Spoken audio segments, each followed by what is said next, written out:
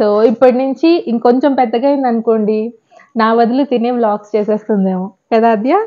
Okay, hello all. So నేనేంటంటే నేను ఒక టాపిక్ మీద అయితే నేను మాట్లాడాలి అనుకున్నాను.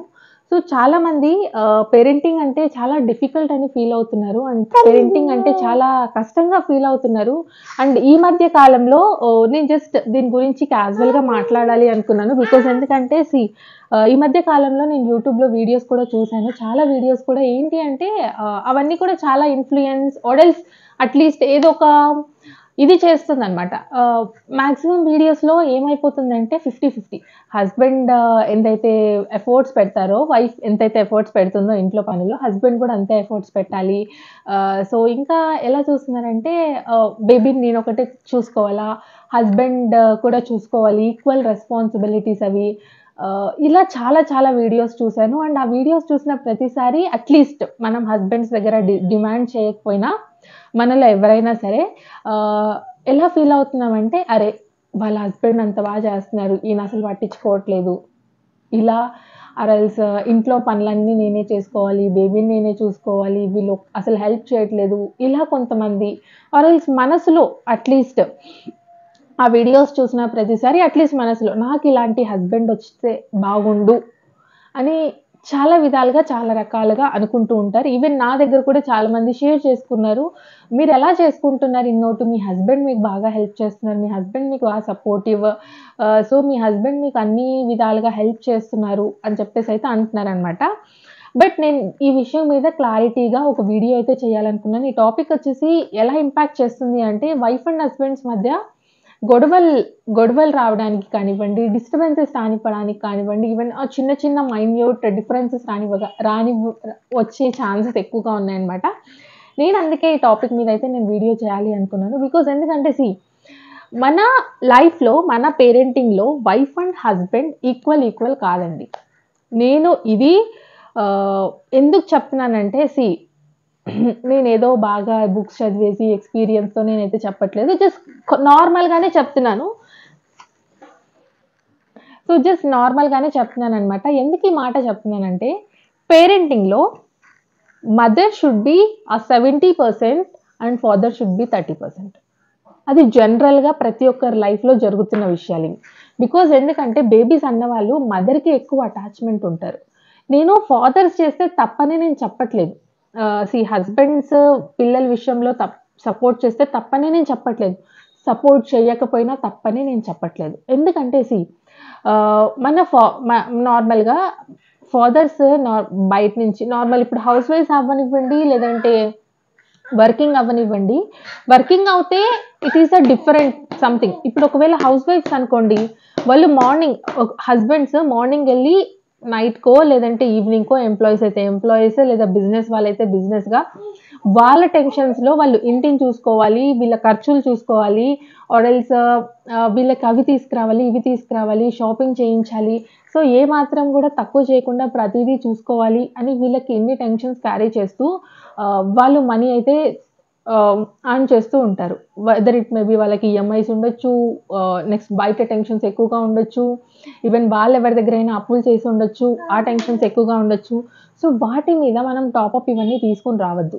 బికాజ్ ఎందుకంటే ఎక్కువగా పోల్చుకుంటే హస్బెండ్ అండ్ వైఫ్ పోల్చుకుంటే ఎక్కువ అవుటర్ రెస్పాన్సిబిలిటీస్ అన్ని హస్బెండ్ చూసుకుంటారండి, ఇన్నర్ రెస్పాన్సిబిలిటీస్ అన్ని వైఫ్ చూసుకుంటారు. That is a 50-50.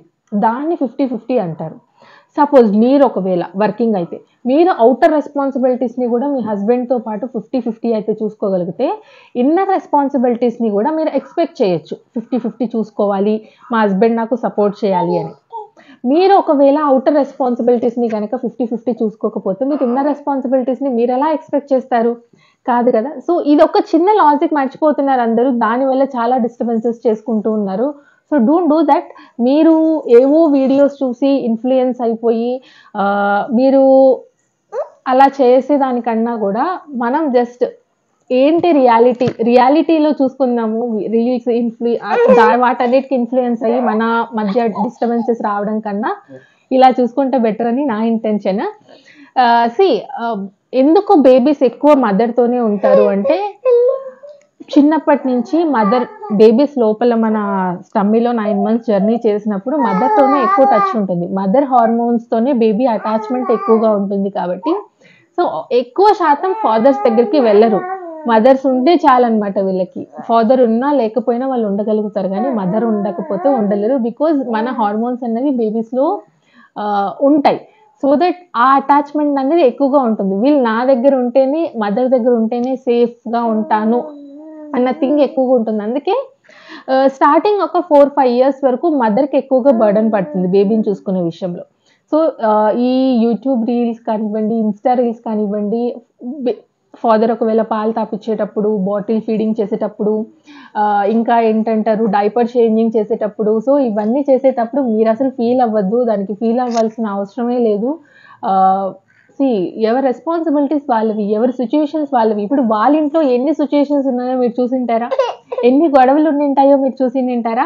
జస్ట్ ఒక 30 సెకండ్స్ రీల్ తీసుకొని వాళ్ళ లైఫ్‌ని జడ్జ్ చేసేసేకండి. వాళ్ళ లైఫ్ అలా ఉంది కదా! నా లైఫ్ ఇలా ఎందుకు లేదు అని మనం జడ్జ్ చేయకూడదు. ఏం కావాలన్నా? మైక్ కావాలా?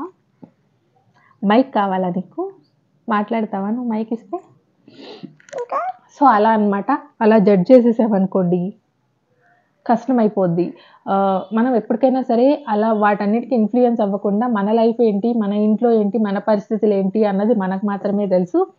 సో, అలా ఇన్‌ఫ్లూయెన్స్ అవ్వకుండా మీ మధ్య డిస్టర్బెన్సెస్ రానివ్వకుండా జాగ్రత్తగా చూసుకోండి బేబీస్‌ని హ్యాపీగా. సో, మనం వైఫ్ అండ్ హస్బెండ్ ఎక్కువ డిస్టర్బ్ అయ్యామనుకోండి, బేబీస్ ఆబ్వియస్‌లీ ఇంకా ఎక్కువ డిస్టర్బ్ అయిపోతారు. వాళ్ళు మనకు తెలీదు వాళ్ళు డిస్టర్బ్ అవుతున్నారని. బట్ మెంటల్లీ వాళ్ళకు ఒక సైడ్ అంతా అది రన్ అవుతూ ఉంటుందనమాట. దానివల్లే బేబీస్ అన్నీ కూడా క్రాంకీనెస్ కానివ్వండి, ఇవన్నీ ఎక్కువగా చేస్తారు. ఇప్పుడు నీకు మైక్ కావాలా? ఏం మాట్లాడతావు చెప్పు? సో, అంతేనండి. నేను ఈ టాపిక్ గురించైతే సో, అంతే ఇంకా ఈ టాపిక్ గురించైతే నేను మాట్లాడాలి అనుకున్నాను. మాట్లాడేశాను. Thank you so much for watching this video. Bye. Bye చెప్పు.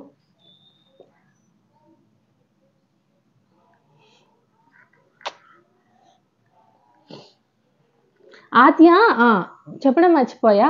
ఆద్యకి ఈ మధ్య అడిగారు కదా! ఏమేమి మాట్లాడుతుంది అని చెప్పేసి. ఆద్య వచ్చేసి మాట్లాడడం స్టార్ట్ చేసింది. అంటే నేనేం పెద్ద పెద్ద సెంటెన్సెస్ మాట్లాడుతుంది అని నేను చెప్పను. జస్ట్ 2 లెటర్స్ మాట్లాడుతదనమాట. అది కూడా కొన్ని వర్డ్సే. అమ్మ, నాన్న, అత్త, మామ, కక్క, వద్దు, నో, యెస్. ఇంకేం చెప్తావు? డాడీ, తాత. ఇలా మాట్లాడుతుంది. చాలా సింపుల్ వర్డ్స్, బేసిక్ వర్డ్సే మాట్లాడుతుంది. అది నడుస్తుందా అని అడుగుతున్నారు కదా!